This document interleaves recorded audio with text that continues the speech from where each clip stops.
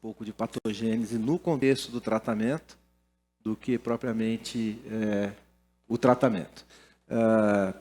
Dividi basicamente 3 partes, né? Uma delas é bem rapidinha, a primeira e a segunda um pouco mais demorada, e essa aqui é a pergunta, né? Por que a gente trata o HIV? Obviamente a gente sabe já há algum tempo que na hora que você interrompe a replicação viral, você elimina praticamente a chance de você desenvolver AIDS. Agora, existem alguns outros mecanismos, alguns outros motivos que poderiam mostrar para a gente que o tratamento é bastante benéfico. Então, isso aqui é a forma como a gente definir HIV. Eu acho que é uma definição extemporânea. A gente fala que é uma doença crônica que leva à diminuição da imunidade celular com consequente risco de infecção e neoplasia oportunista. Definição correta, extemporânea. E aqui a gente fala principalmente da importância do CD4. Hoje em dia, a gente consegue enxergar um pouco mais o papel do vírus em toda essa patogênese, e a gente pode dizer que é uma doença inflamatória sistêmica crônica, que leva a microinflamação, que leva a lesão de diminuição de sobrevida de órgãos e tecidos. Inflamação é para ser uma coisa boa, né? Inflamação serve para proteger a gente de alguns patógenos infecciosos. Inflamação serve para reparar tecido, serve para reparar trauma. A microinflamação é ruim, é o tipo de inflamação ruim, é aquela que se associa com neoplasia, com degeneração de tecido, e ela é frequentemente vista em algumas doenças crônicas. Foi o HIV que inventou isso daí. A gente tem microinflamação em diabetes, em artrite reumatoide, outras doenças reumatológicas, insuficiência renal crônica, disfunção ventricular esquerda, e tem isso no HIV, principalmente pelo componente antigênico do HIV. E aqui, nem sempre o papel do vírus é tão claro, porque a gente acaba tendo várias covariáveis, né? Então, na hora que a gente está lidando com HIV, a gente está praticamente lidando com pessoas que têm o vírus. Esse vírus, vou mostrar para vocês, continua produzindo proteínas, mesmo no contexto da replicação viral pelo tratamento. A gente tem o tratamento que pode levar a algumas alterações no corpo, alguns efeitos adversos, e é claro que a gente tem o hospedeiro. O hospedeiro que vem com toda uma carga genética, que vem com hábitos e que vem com algumas alterações por estilo de vida, por exemplo. Então, eu vou mostrar basicamente o que a gente tem com relação a esse dano que o HIV pode causar. Vou tentar mostrar alguns fatos e tentar explicar os mecanismos. Então, o primeiro fato, a replicação viral persistente leva a uma deterioração permanente do sistema imune. Como é que a gente sabe isso? A gente vê pelos não respondedores imunológicos. Quando a gente trata as pessoas, a gente percebe que 10 a 30% das pessoas são classificadas como não respondedores imunológicos. A definição é aquelas pessoas que, depois de 1 ano de supressão viral, elas falham em recuperar pelo menos 30% dos níveis de célula T CD4. Uma definição ruim, né? Porque 30% de pouco é pouco e 30% de muito é muito. Isso às vezes não define bem como é que a gente está reconstituindo o sistema imune. Mas se a gente olhar bem, na hora que você trata as pessoas com nível mais baixo de CD4, a chance é que você não recupere totalmente os níveis totais de CD4, que seriam próximos do que é normal. A gente normalmente não sabe individualmente qual que é o nível normal de CD4 de uma pessoa, pelo simples fato de que a gente não faz uma contagem de CD4 antes dela se infectar. A gente sabe quais são os níveis normais, e a gente sabe que quando a gente trata com uma progressão maior da doença, um nível menor de CD4, um nadir menor de CD4, a chance é que a reconstituição não seja plena. E hoje a gente já entende por quê. A gente entende que a infecção pelo HIV leva a um processo inflamatório e o resultado de inflamação é cicatriz. Então, no momento em que você tem no tecido linfóide uma inflamação persistente e contínua, você vai ter uma fibrose. Então, as áreas germinativas de um linfonodo, por exemplo, elas diminuem e são substituídas por fibrose na hora que a pessoa fica muito tempo infectada pelo HIV. O marcador que a gente tem de duração da infecção é o nível de CD4. Um marcador ruim, mas no geral a pessoa demora 8,9 anos na história natural para chegar a menos de 200 CD4. Isso é média, né? Tem gente que diminui muito rapidamente.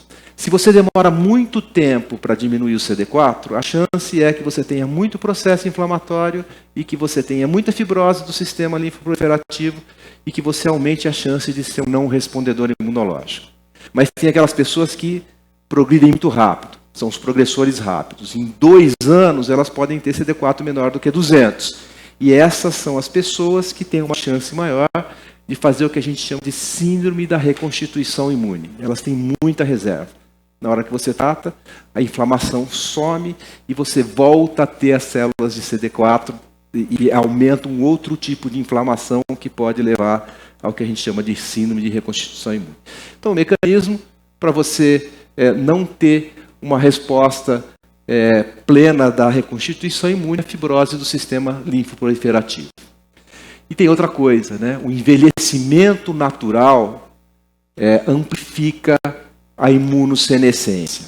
A gente envelhece e o sistema imune também envelhece. Isso a gente consegue ver, por exemplo, naquele mesmo coorte de pacientes que você tratou e observou a resposta imune.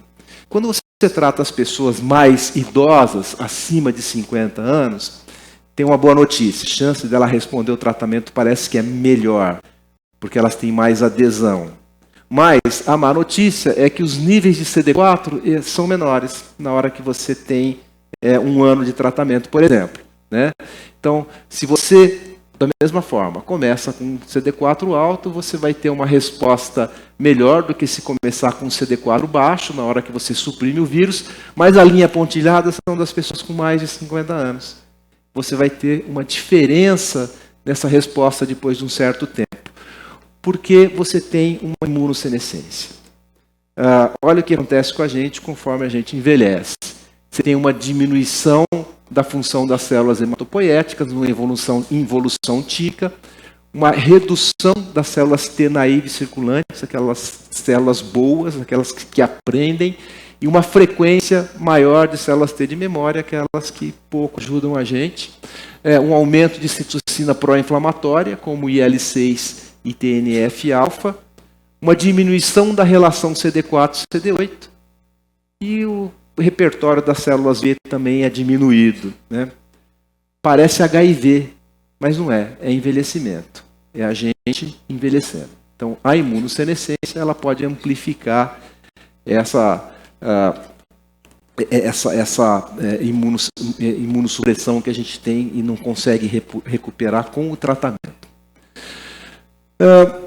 E nesse contexto de que a replicação viral pode levar a uma deterioração somática com risco de morte, a gente já discutiu bastante, isso já foi bastante discutido, né? O que a gente consegue ver na hora que a gente ajusta pelo nível de viremia, a gente consegue ver que você tem mais chance de, na viremia maior, você não vai ter mais AIDS, claro.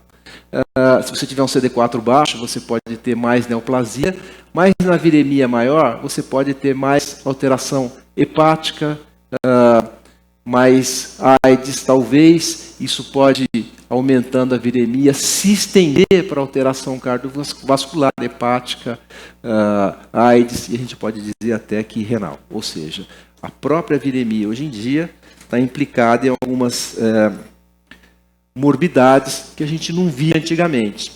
E o mecanismo a gente já conhece, basicamente é o seguinte, é a inflamação, que vem, microinflamação, que vem com o processo de translocação e também com a replicação viral. Eles são independentes e ambos importantes. Então, como é que a gente explica a infecção pelo HIV? A infecção começa de forma clonal, mas a gente precisa ter bastante vírus na exposição. Ninguém se infecta com pouco vírus. Por isso que indetectável é igual a não transmissível na maior parte das vezes, porque você precisa ter muito vírus para infectar uma pessoa. Você tem que vencer a resposta imune inata, e essa resposta imune inata está basicamente numa barreira de defesa que a gente tem, que é feita pelas células dendríticas.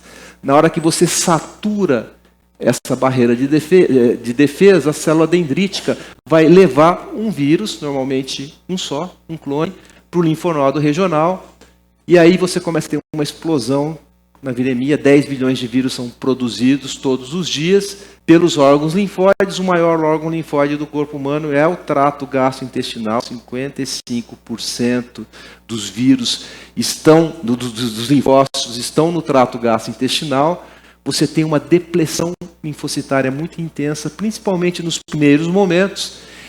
A gente pode ver aqui, entre os enterócitos, na pessoa HIV negativa você tem bastante linfócitos, e na HIV positiva você deixa de ter uma quantidade significativa de linfócitos. Isso aí permite a translocação bacteriana.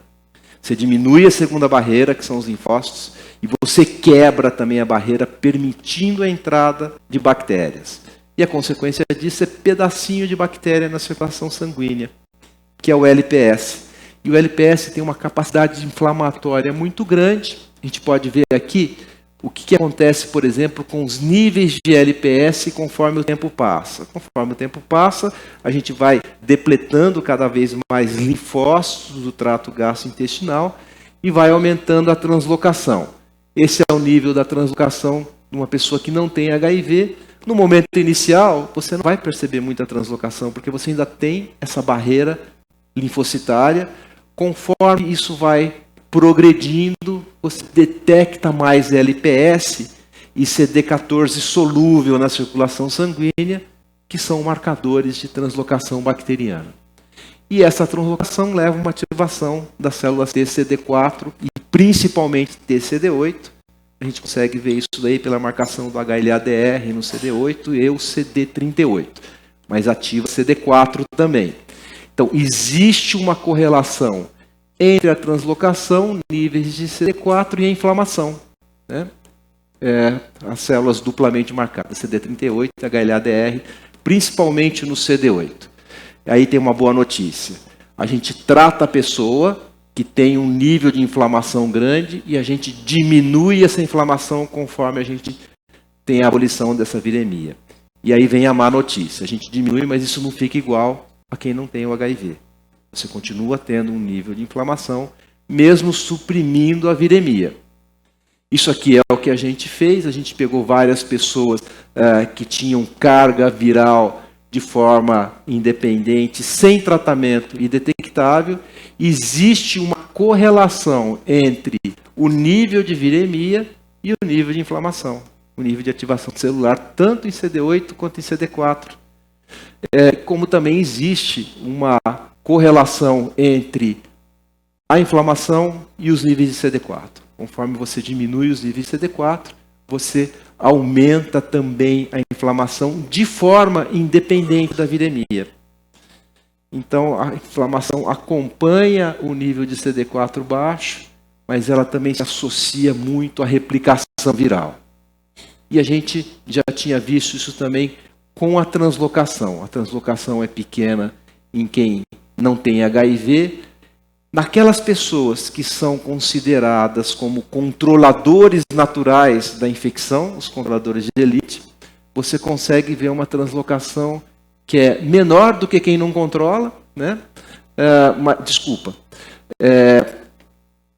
De quem não controla, isso aqui são os virêmicos, mas ela continua sendo maior do que as pessoas que não têm HIV. Quer dizer, o controle natural da viremia, é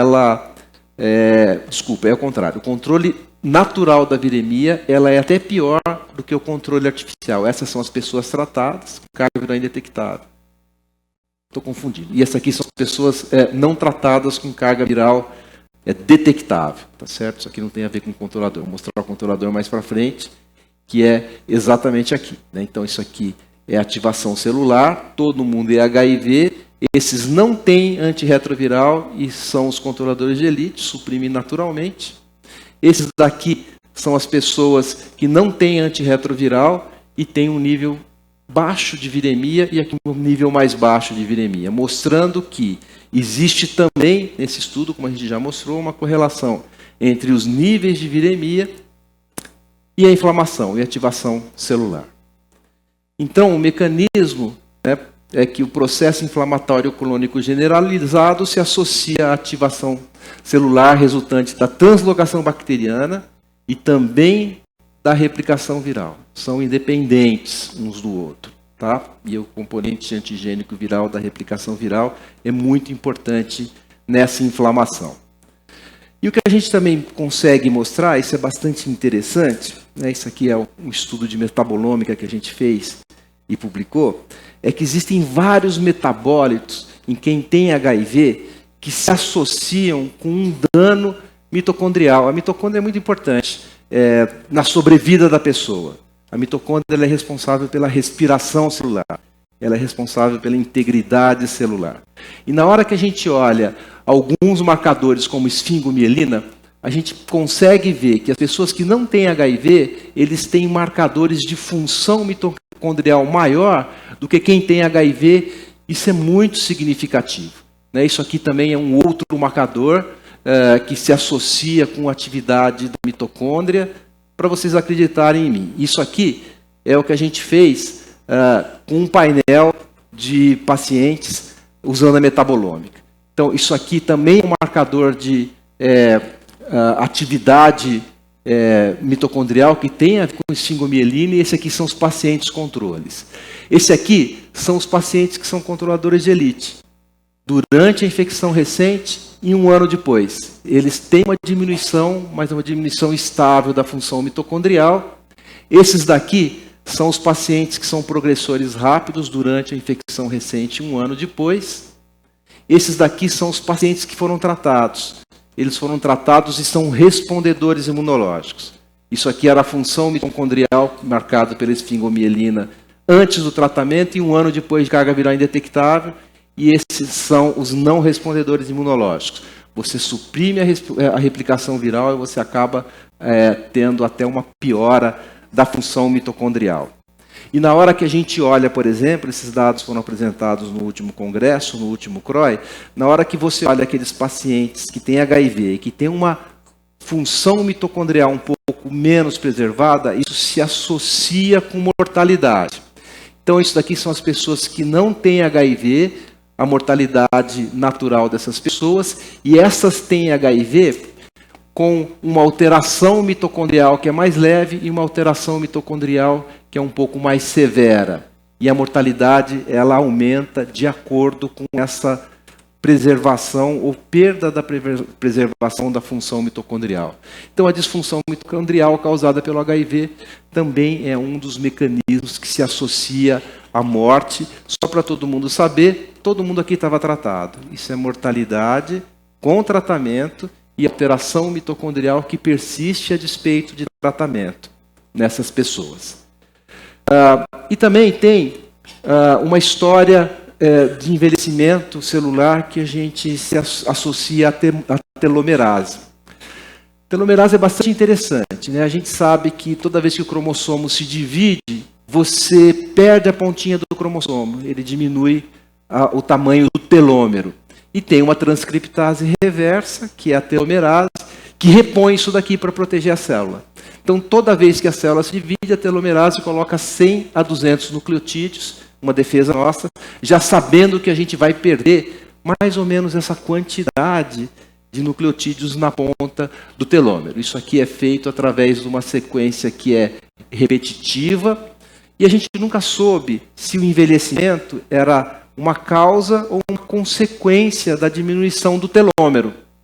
Mas a gente sabia que várias doenças que têm atividade de telomerase diminuída, na hora que a gente olha RNA mensageiro, ou que tem diminuição de telômero, né, várias patologias se associam a envelhecimento acelerado. A gente sabe também, por exemplo, que em pessoas centenárias, como alguns judeus askenazi, a sobrevida ela é maior de 100 anos e ela se associa a uma telomerase com maior atividade. Mas a gente conseguiu perceber que a função da telomerase ela é causa de envelhecimento na hora que a gente usou o modelo animal e nocauteou a telomerase de ratinho. Então, na hora que você bloqueia a telomerase de ratinho, a morte que deveria ser em 3 anos, ela passa a ser em 6 meses, mostrando que provavelmente a ação da telomerase ela é causa do envelhecimento que se associa à mortalidade. E o que acontece? Na hora que você olha também a função da telomerase entre os controladores de elite e os progressores rápidos, tem uma diferença. O controlador de elite ele preserva mais a função da telomerase. E na hora que a gente olha estudos in vitro, a gente vê 2 coisas. Que o TAT solúvel ele pode diminuir, bloquear a ação da telomerase. O TAT é uma das piores proteínas que o HIV pode produzir e é a que produz em maior quantidade. Então, na hora que ele está dentro da célula, ele produz uma chuva de TAT, porque ele precisa do TAT para replicar. E também o VPU. Né? Na hora que a gente olha a ação do VPU, a gente percebe que essa outra proteína do HIV também se associa à diminuição da telomerase. Então, a deterioração somática com risco de morte também se associa à diminuição da atividade da telomerase proporcionada pelo TAT, uma proteína do HIV, e pelo VPR solúvel. E também tem o estresse oxidativo. A gente toda hora produz radical livre, que é um lixo, e a gente tem que eliminar esse lixo, porque senão a gente fica muito oxidado. E esse balanço entre produzir e liberar, a gente chama de ROS. Então, a nossa habilidade em eliminar bastante radical livre, ter um ROS positivo, se associa com manutenção de atividade vital, manutenção de prevenção de lesão de órgãos e diminuição de mortalidade. A gente sabe também que o radical livre, né, o balanço negativo se associa a algumas doenças como aterosclerose, Parkinson, insuficiência cardíaca, Alzheimer, fadiga crônica, apoptose. E a gente sabe também que o VPR ele leva a um grande estresse oxidativo. Na hora que a gente fez aquele estudo de metabolômica, a gente viu também vários metabólitos em quem tem HIV que mostram que existe um estresse oxidativo grande. Então, uma das causas também é o estresse oxidativo desencadeado pelo VPR. E a gente tem também as coinfecções, principalmente do vírus herpes, como o citomegalovírus, que podem fazer com que a gente aumente o risco de lesar células. E aí tem o tratamento. E o tratamento tem uma coisa bastante interessante. Né? Entre as vantagens do tratamento é que a gente consegue, provavelmente, prevenir transmissão. Isso é muito debatido, mas na hora que a gente olha e o CDC, por exemplo, recomenda que as pessoas sejam tratadas porque U é igual a U, indetectável é igual a não transmissível, a partir desses estudos, a gente percebe que um dos valores agregados para tratar as pessoas é para mitigar a transmissão. Isso foi feito no HPTN 052, um estudo que não foi desenhado para ver transmissão em casais discordantes, e ele comprovou isso. Isso aqui foi feito no estudo Partners, principalmente na parte do estudo que viu a história natural da infecção em pacientes que estavam na vida, mesmo sem estudos clínicos, casais discordantes. Ele também não foi desenhado, é um estudo observacional, mas esse estudo aqui é um estudo que foi desenhado para ver exatamente se U é igual a U, e ele não foi publicado ainda, mas os dados preliminares confirmam isso daí. E se U é igual a U, o tratamento pode ser usado como prevenção, que a gente chama de TASP, né? Treatment as Prevention.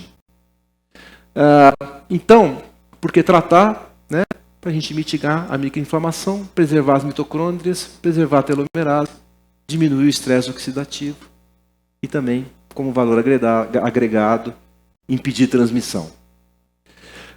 Então, está tudo resolvido? A gente trata todo mundo e o hospedeiro está protegido. Não necessariamente eu vou mostrar isso daí. Como é que a gente trata as pessoas hoje em dia? A gente começa o tratamento com 2 classes de medicamentos que sejam totalmente ativas. A gente tem como classes de medicamentos os inibidores da transcriptase reversa análogos aos nucleosídeos, Normalmente a gente usa 2 desses medicamentos para ter uma classe ativa, porque eles são pouco potentes. Então, um só não faz uma classe ativa. Normalmente a gente usa tenofovir, abacavir ou zidovudina, essa é a ordem de preferência, com 3-TC ou FTC. E essa associação pode ser feita com não análogo, quase todo mundo subdesenvolvido usa ainda o efavirenz, o inibidor de integrase, os estudos, os guidelines mais recentes colocam o inibidor de integrase como uma opção preferencial. A gente no Brasil tem o dolutegravir, mas existe o raltegravir também e o elvitegravir. Ou um inibidor de protease com ritonavir ou com cobicistat, para aumentar a meia-vida do inibidor de protease. A gente tem no atazanavir e o darunavir como preferenciais. Ou um antagonista de CCR5 que pode ser o maraviroc. Agora, os medicamentos, eles têm algumas alterações também. Deixa eu mostrar para vocês o efavirenz. O efavirenz é um medicamento super bom, ele é potente, ele é bom para quem tem uma supressão imunológica já avançada, e existe uma experiência muito larga com o efavirenz, mas ele tem toxicidade. Ele tem neurotoxicidade aguda e provavelmente neurotoxicidade crônica. A gente já viu em vários estudos que as pessoas que não sentem nada, na hora que você troca o efavirenz por um outro medicamento, como por exemplo a rilpivirina, que é um outro não análogo, elas começam a se sentir melhor. Elas melhoram a qualidade do sono, a irritabilidade e as funções cognitivas. Elas não sentiam nada, mas na hora que você trocou, elas começaram a ver que existia algum problema. E esse estudo é um estudo que foi apresentado no último CROI, que eu achei bastante interessante. Ele pegou uma quantidade pequena de pacientes e ele avaliou as pessoas tomando abacavir, 3-TC e efavirenz. Esses medicamentos entram muito no sistema nervoso central. O que pode ser bom, segundo algumas pessoas, porque você consegue atingir esse compartimento e matar o vírus que está lá dentro. Comparado com tenofovir, FTC, entra pouco no sistema nervoso central, e o atazanavir, o inibidor de protease. E o que eles quiseram ver? Eles quiseram ver o que acontece morfologicamente com o cérebro, com o tamanho do cérebro, por exemplo. Então, o que eles viram, basicamente, é que, isso aqui é só para mostrar que os dois grupos, que têm poucos pacientes, são iguais, e o que eles viram é que na hora que você usa o efavirenz, você diminui o tamanho do cérebro, enquanto que você, quando usa o outro medicamento, o atazanavir, você aumenta o tamanho do cérebro, provavelmente recuperando aquele dano que o HIV tinha feito. Né? Isso aqui, eu não estou conseguindo enxergar direito, mas isso aqui é o efavirenz diminuindo ao longo do tempo em vários locais que foram avaliados, enquanto que o atazanavir aumenta. Né? Então, tudo que está em pretinho aqui é o que é estatisticamente significante, de acordo com vários locais que foram avaliados com relação ao tamanho cerebral. Né? Isso aqui são os testes cognitivos, a gente já sabia que o efavirenz altera os testes cognitivos, mas o que esse estudo conclui é que você tem alteração no volume do cérebro na hora que você usa esses medicamentos que têm mais toxicidade com efavirenz, que é um dos grandes motivos que a gente tem hoje em dia para substituir o efavirenz por medicamentos mais modernos. Né? A gente já sabia da toxicidade aguda, da toxicidade crônica que se associa com suicídio, com suicidalidade. Isso depende do hospedeiro. Tem um gene chamado CYP2B6 que é responsável pela metabolização do efavirenz. 5% das pessoas têm uma alteração homozigótica no CYP2B6. E essas pessoas têm 70% a mais de efavirenz no sangue, enquanto se você tiver essa alteração em heterozigose, um gene que vem do pai bom, por exemplo, e um da mãe ruim, ou vice-versa, você vai ter 50% a mais de efavirenz no sangue. O efavirenz não foi feito para essas pessoas. A heterozigose é em 20% das pessoas. E quem tem essa alteração no CYP2B6 tem mais risco de suicídio, além da toxicidade crônica. Isso a gente já sabia. A gente já sabia também que tem um metabólito do efavirenz que chama 8-hidroxiefavirenz, que causa lesão definitiva no cérebro de modelo animal. E na hora que a gente, por algum acaso, biopsia cérebro de pessoas, a gente vê também que o 8-hidroxiefavirenz causa essa alteração definitiva em neurônio. E agora a gente está vendo o tamanho do cérebro. Né? Outra coisa que a gente tem é com relação aos análogos aos nucleosídeos. que interferem muito no mecanismo de respiração celular, né? Por exemplo, olha o que esse estudo mostrou. Ele mostrou que na hora que você usa um análogo, você tem uma disfunção mitocondrial que leva a um aumento de radicais livres com dano oxidativo e senescência de fibroblastos in vitro. Esse aqui é um outro estudo, mostrando também que os análogos aos nucleosídeos, eles levam a uma alteração mitocondrial. Isso aqui é função mitocondrial preservada de quem não tem HIV. Isso aqui é de quem tem HIV e foi tratado, mas sem os análogos aos nucleosídeos. E esses que foram tratados com análogos aos nucleosídeos. Então a gente sabe que os análogos aos nucleosídeos, eles podem levar a uma diminuição da ação da mitocôndria em estresse oxidativo. Está vendo? O que o HIV faz, o remédio pode fazer também. Mas numa intensidade menor. Isso aqui é um estudo in vitro, mostrando que na hora que você usa o análogo aos nucleosídeos, você começa a inibir a telomerase. Isso não acontece com os não análogos, mas com os análogos, você vai aumentando a quantidade de qualquer um deles, você também vai inibindo a telomerase, que é uma transcriptase reversa. Então, também, a gente tem, da mesma forma que o HIV, uma alteração dos análogos na ação da telomerase. E esse aqui é o caso do abacavir, um dos análogos, que tem sido associado a risco cardiovascular. E o que a gente percebe é que na hora que você compara o abacavir com outros análogos aos nucleosídeos, você tem uma ativação plaquetária maior na hora que você usa esse medicamento. E essa ativação plaquetária faz com que você tenha uma coagulação do sangue em cima de uma placa de ateroma, de algumas placas de ateroma, né? E você pode ter infarto, por exemplo. Olha o que esse estudo recente mostrou no CROI. Se você simplesmente trocar o abacavir, você diminui em 45% a chance da pessoa ter um infarto. Isso aqui é mais importante do que dar remédio para diminuir colesterol e triglicérides, é melhor do que você tratar a hipertensão e é melhor do que se a pessoa parar de fumar. Então, só a troca do medicamento faz com que você diminua o risco cardiovascular. Esse remédio devia ser formulado com AS, porque ele simplesmente aumenta a coagulação das plaquetas em cima das placas de ateroma. Isso faz diferença para quem tem risco cardiovascular alto, né? Se o risco é baixo, aumentar 45% é nada, né? Se o risco é zero, vai ser zero. Mas se o risco é alto, né, a chance é grande. Então, o abacavir aumenta a ativação plaquetária e o risco coronariano. E quer ver o que o inibidor de protease pode fazer? Existe essa doença, ela chama progéria, tá certo? A progéria é uma alteração que faz com que haja um envelhecimento acelerado da musculatura lisa, porque algumas pessoas elas não conseguem transformar a prelamina A em lamina. Então, elas não têm essa enzima. Isso aqui, às vezes, né, dosar a prelamina A é um marcador de envelhecimento vascular. Cardiologistas, às vezes, usam isso daqui. E a progéria, ela é causada por esse acúmulo de prelamina A, que não vira lamina, porque você não tem essa enzima. E o que a gente sabe, na hora que a gente olha inibidor de protease, é que você tem um acúmulo também de prelamina A. Você faz a mesma coisa que a progéria faz, e você acaba tendo uma inflamação dentro da vasculatura, que leva a um envelhecimento da vasculatura arterial. Isso pode ser revertido de forma independente com uma estatina. In vitro, estou mostrando in vitro.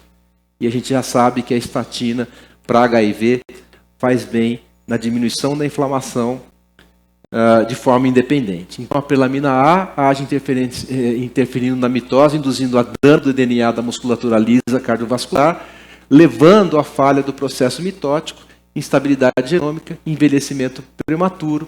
Isso é causado pelos inibidores da protease, outra causa de tratamento. E aí, o que a gente percebe é que, hoje em dia, não é à toa que os medicamentos preferenciais são os inibidores de integrase, porque a gente não tem nada no nosso corpo que se pareça com uma integrase. A gente tem um monte de polimerase, então os inibidores de transcriptase reversa podem inibir essas polimerases, principalmente os análogos aos nucleosídeos, que podem interferir na respiração celular, ATP, ADP, AMP. A gente tem um monte de aspartilprotease, então os inibidores da protease podem interferir nisso daí, mas a gente não tem nada que se pareça com uma integrase. E aí, esse estudo também apresentado recentemente, ele viu o que acontecia com relação à durabilidade do tratamento e eficácia do tratamento prevenindo falha, na hora que você olhava essas 3 classes diferentes, né? 2 análogos, com um não análogo, um inibidor da protease, um inibidor da integrase. E o que acontece é que na hora que você olha a durabilidade do esquema com o inibidor de integrase ao longo do tempo, ela é melhor do que na hora que você olha com os medicamentos mais antigos, né, os inibidores de protease e os não análogos. Isso foi um dos motivos para a gente no Brasil, mesmo pagando mais, trocar o tratamento inicial, que era por efavirenz, ainda é na África por efavirenz, o inibidor de integrase, que é o dolutegravir. E outra coisa que acontece é esses pacientes são aqueles pacientes que têm mais risco de morrer mesmo. O CD4 deles é menor, a carga viral é acima de 100 mil, uma carga viral alta.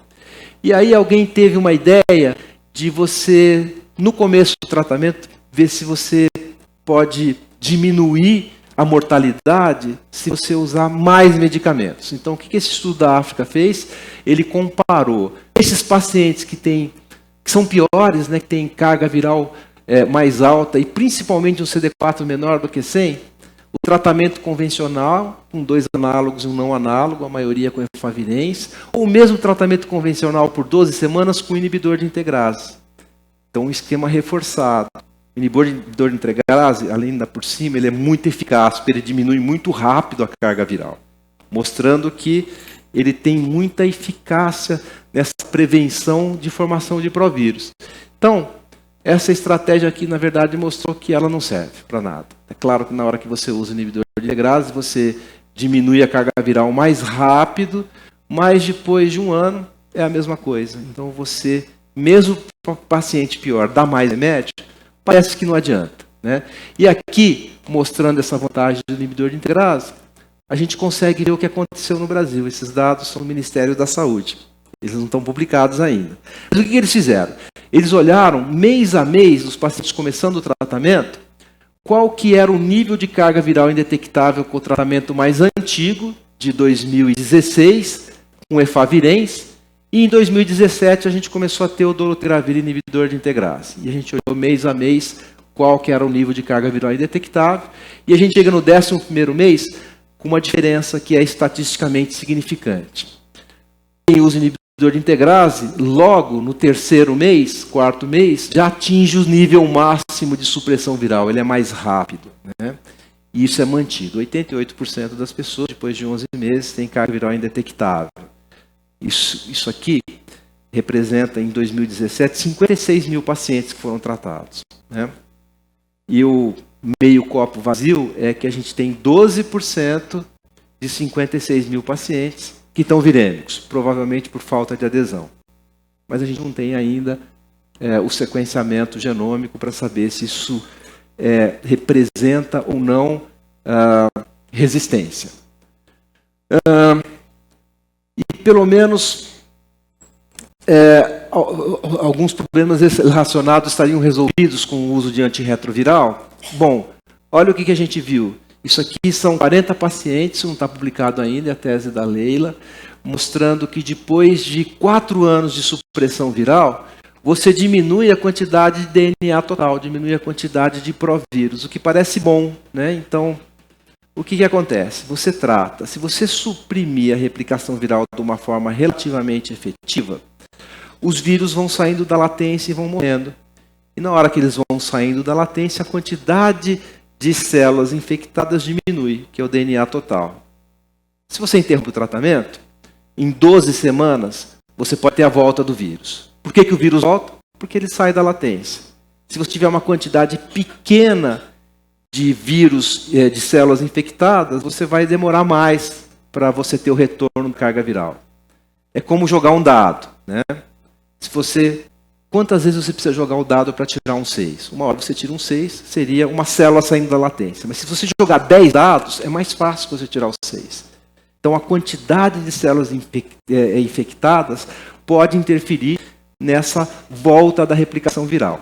Isso aqui é uma prova de que na hora que você trata, você diminui a quantidade de células infectadas. Mas mesmo diminuindo, essas células continuam produzindo proteína, que é o que esse artigo viu. O que acontece na verdade? Você, conforme vai tratando, a quantidade de células infectadas ela diminui.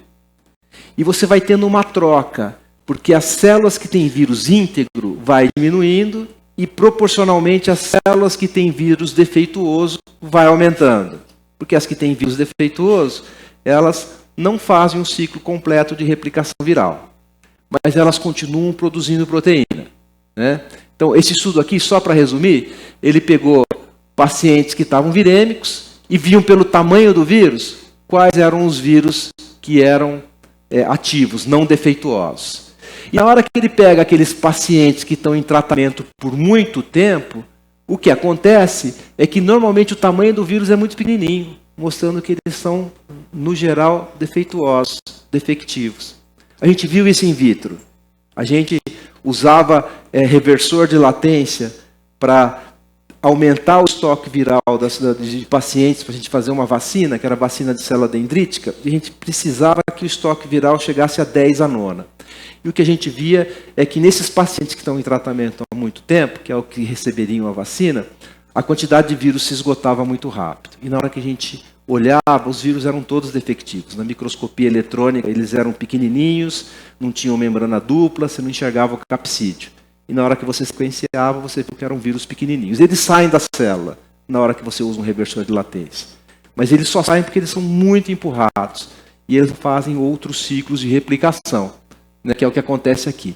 Mas o que esse estudo mostrou? Ele mostrou principalmente que você continua produzindo proteína.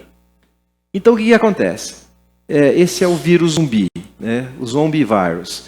O que acontece é que, na hora que você trata o paciente por muito tempo, a quantidade de vírus replicante diminui, porque eles vão saindo da latência e vão morrendo. Proporcionalmente, você aumenta a quantidade de vírus defectivos. Só que esses vírus defeituosos, apesar deles não saírem da célula fazendo um ciclo completo, eles continuam produzindo proteína.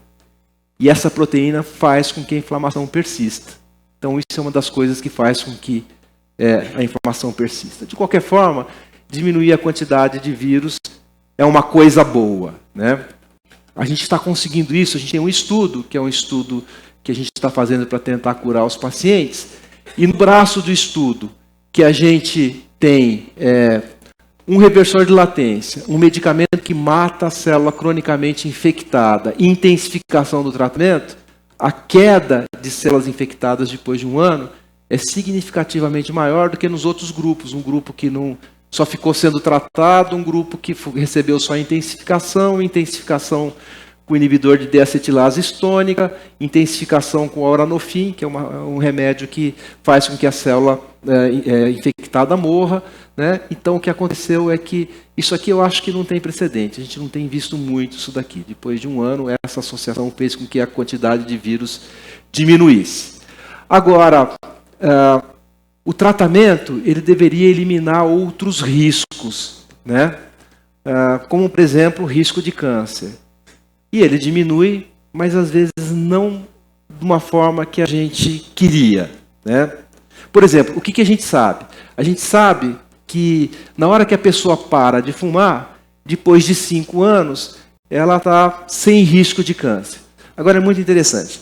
Por que a pessoa que fuma tem câncer? Tá certo? Ela está sujeita a 13 tipos de câncer, né? Parece às vezes óbvio, né? A fumaça entra no pulmão, você vai ter câncer de pulmão. A fumaça passa na traqueia, você vai ter câncer da traqueia. Na bexiga, não sei, no fígado, no intestino. Por quê? Hoje a gente sabe. O que acontece é o seguinte: o tabagismo, ele age de uma forma epigenética contra a defesa que a gente tem no câncer, né? Então, qual que é a nossa defesa? A gente tem um gene que chama P53. O P53 fala para o linfócito CD8, vai lá e mata a célula que tem câncer. Todo dia a gente está produzindo célula neoplásica. Tem até vídeo interessante no YouTube mostrando o CD8 correndo atrás de uma célula neoplásica e matando. Quem faz isso é o P53, ele orquestra isso daí. Quem tem defeito no P53 tem risco para câncer. O que o tabagismo faz? Ele metila o P53. É um mecanismo epigenético. Ele coloca oxigênio para dormir. E aí, demora 5 anos para a gente recuperar essa metilação. E no HIV, isso não acontece para o pulmão. Então, olha o que acontece aqui com as pessoas infectadas pelo HIV. Né? Todo mundo em tratamento antirretroviral, todo mundo com carga viral indetectável. Tá certo? Depois de alguns anos, depois de 2 anos, você já tem uma diminuição da chance de câncer. Mesmo dos cânceres que são relacionados ao pulmão. Mas isso não acontece, que não estão relacionados ao pulmão, mas isso não acontece com o câncer relacionado ao pulmão. Tá certo? Então existe alguma coisa que é uma associação entre proteína do HIV, metilação do P53, fazendo com que você não fique exatamente protegido como uma pessoa que não tem HIV. Né? Então essa associação é uma associação maior. Na hora que a gente começou a ver risco de câncer não relacionado ao HIV, a gente via, por exemplo, que em homem você tinha mais risco de câncer de pulmão. Você fala, bom, mas que tem HIV fuma mais. Não, ajustava para tabagismo. Em mulher você tem mais risco de câncer ginecológico. Você fala, bom, menina que tem HIV tem mais HPV. Ajustava para HPV. Então tem essas coisas que a gente começou a ver. Então é independente, né, o câncer no pulmão de quem tem HIV com tabagismo, por exemplo. E aparentemente você não elimina esse risco na hora que você para de fumar, por exemplo. Então o HIV continua fazendo alguma coisa ali. A mesma coisa com relação à alteração neurológica. 50% das pessoas que têm HIV e não tratam, eles têm o que a gente chama de REM, que é uma alteração cognitiva associada ao HIV. O que é interessante é que a gente falou assim, na hora que a gente começar a tratar essas pessoas, a gente vai eliminar essa alteração cognitiva. Não elimina. Você diminui a gravidade, né? Então aquilo que é mais grave, ele diminui proporcionalmente, mas continua sendo presente 50%. E mais, essa alteração aqui, ela tem muito a ver com o hospedeiro também, né? Condição genética do hospedeiro, que é o gene que a gente chama de ApoE. A gente já sabia do ApoE relacionado com demência senil ou mesmo com Alzheimer. A gente tem 3 isoformas do ApoE, E2, E3, E4. Recebe uma do pai e uma da mãe. Quase todo mundo é E3, E3. Tá certo? Mas se você tiver E4, isso é má notícia. Em quem não tem HIV, E4 é o maior marcador de Alzheimer. Tem a ver com gordura. Né? Ele produz algumas gorduras ruins que viram uma lipoproteína que é o tal. Se você tem só um E4, você não tem Alzheimer, mas você tem um risco maior de demência senil. Tá certo? E o que acontece é que as pessoas viram que quem tem HIV e E4 tem mais risco de ter alteração cognitiva relacionada ao HIV, independente do tratamento. Então, tem alguma coisa do HIV que amplifica a má notícia, que é o E4, e que leva a essa alteração. Você tem como contra-atacar isso daqui. Né? Se você tiver um ApoE e você tiver atividade física aeróbica, você diminui essa chance, eles viram esse ratinho, o ratinho que ficava na esteirinha tinha menos risco de ter demência senil. Se você ficar hipoglicêmico também, estímulo cognitivo e o tratamento antirretroviral. Né? E aí, o que a gente pode ver é que com o tratamento não está tudo resolvido ainda. Por quê? O tratamento continua sendo um pouco tóxico, melhor do que não tratar. E o vírus continua produzindo proteína a despeito da supressão viral. Mas tem alguma notícia boa? Tem uma notícia boa. Apesar da inflamação, desgaste e envelhecimento, a sobrevida das pessoas que têm HIV pode ser maior. Tem um monte de estudo como esse. Esse aqui é um estudo da Inglaterra. Então, isso aqui é a sobrevida do homem inglês que não tem HIV. Se a pessoa tiver carga viral indetectável, está tratando. Se o CD4 é acima de 350, a sobrevida é maior. Então o HIV protege. Mesma coisa acontece com mulher. É significante, mas é mais difícil de ver, porque a mulher já vive mais tempo naturalmente, né? Agora, por que o HIV protege? O HIV protege porque essas pessoas que estão tratando e com CD4 alto, elas fazem muitos exames de monitoramento, elas vão no médico. E aí você consegue ver as comorbidades. Quando ela começa a ter resistência à insulina, se tem qualquer alteração de vitamina, se o colesterol está alto. E aí elas tratam essa comorbidade. Isso nada como ter uma doença crônica para viver mais, né? Então isso aqui seria o meio copo cheio. Mas sabe o que acontece? Tem aqui embaixo. Se a pessoa, por exemplo, tratar e for um não respondedor imunológico, o CD4 não passar de 350, a sobrevida já diminui bastante. E é claro que se ela continuar virêmica, diminui muito. Então tem um lado bom, se você tratar, suprimir o vírus, o CD4 subir, está tudo bem. Mas se não, a coisa não é tão boa assim. Obrigado pela atenção.